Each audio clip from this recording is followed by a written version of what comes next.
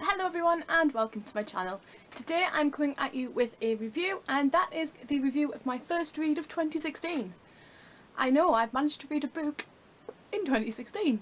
That's quite good for me, and this book is In the Heart of the Sea by Nathaniel Philbrick. Now, this review will not be completely spoiler free, however I'm going to try and separate it, and I will put the spoilers towards the end of the video.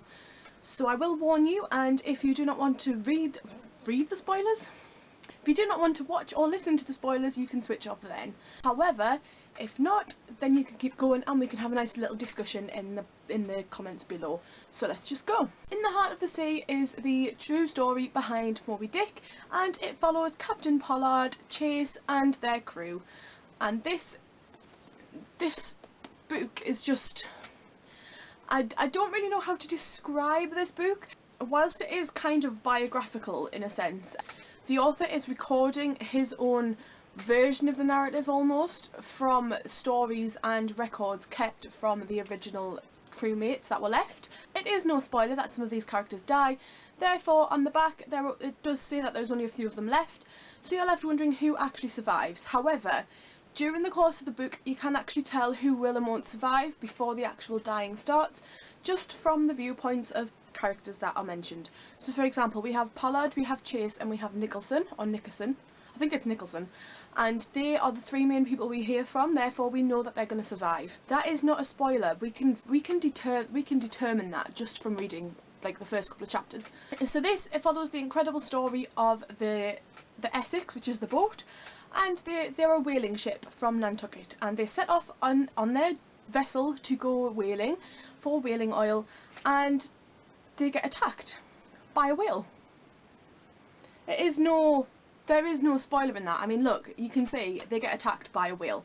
So they get attacked by a whale twice, and while they are leaving the ship, Pollard and his little lifeboat go first. There are three lifeboats because they have issues with two of the other ones, and the three lifeboats leave the ship. They vacate the ship one at a time, so the first two sail off and then the last one is left, and as the last one is leaving, they kind of sort of see the Essex go down. I would say in flames, but that's not true. You see the Essex sink, and their livelihood, their life for the past like however many months it's been since they were on that ship, since they left Nantucket, is gone. Their oil's gone, the porpoises are gone that they've been using to store up for food if they need it, they're gone. They've rescued a couple of them, but not enough to survive, and in all fairness, they don't really know where they are. They kind of have an idea of where they are, but they know that wherever they need to go is quite far away, so they have a bit of an issue there. Overall, I gave this book 3.5 out of stars, but I rated it as 3 on Goodreads. I'll leave the link down below for the review, and that is because whilst I thought this book was good, I did feel it was very, very slow in parts, and some of it was completely unnecessary. Like, we didn't need to be comparing this sinking and these shipmate problems with other ships in the past. They didn't, or in the future, they didn't know about the experiments that are mentioned in this book. They didn't know about the shipwrecks that happened after this occasion. They didn't need to know, therefore why did we need to know? We don't need to compare it. We should just be judging this solely on its own little individual incident, and I think that kind of spoiled the book for me. Therefore I knocked it down from a 4 to a 3.5, and it possibly could have gone further, but the book and the actions in the book actually did pull itself up a little bit. So that is it for the spoiler free section. This next section will not remain spoiler free because I will be discussing possibly the characters, but mainly my issues with some of the parts of the book, so I am going to apologise for that. However, I would just like to say on a final note before this remains spoiler free, this does have issues of starvation and cannibalism, and I would say mental health issues.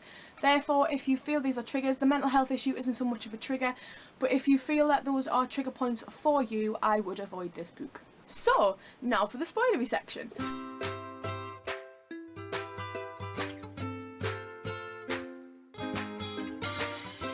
This book I rated 3 out of 5, 3.5 out of 5 stars, and I feel that was very justified.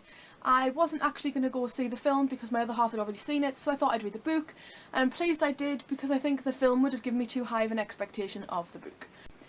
I felt that Pollard was very much a chickeny kind of captain. I understand his feelings of having to do what's best for everyone, but that doesn't mean he has to side with everyone. And it actually states in the book that in order to be a good captain, you must be able to make split-second decisions at the drop of a hat. And he struggled. He really, really struggled with that. And I thought that was a really big issue. I mean, I know that's not a character flaw because he's a real person, but that is a really big issue when it comes to the lives of other people. However, Chase, his second in command, his first mate, I think he would make a really good captain, and this book even says he would make a really good captain, and that is because he actually makes split-second decisions for his little lifeboat, and that ultimately saves their lives, I think. It saves some of their lives anyway, and yeah, I think this is a really, really good book.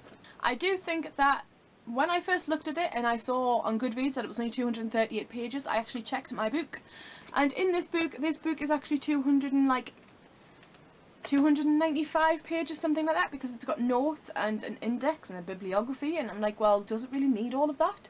But then when you read the book, you realise that this edition is actually like an annotated edition in some sense, because it's told by the narrator, who is clearly using their notes and is referring to other experiments and things like that, and that is one thing that really, really bothered me, because I didn't really want to see the starvation experiment, and I really didn't need to know about the future shipwrecks and things like that, because they weren't supposed to know that.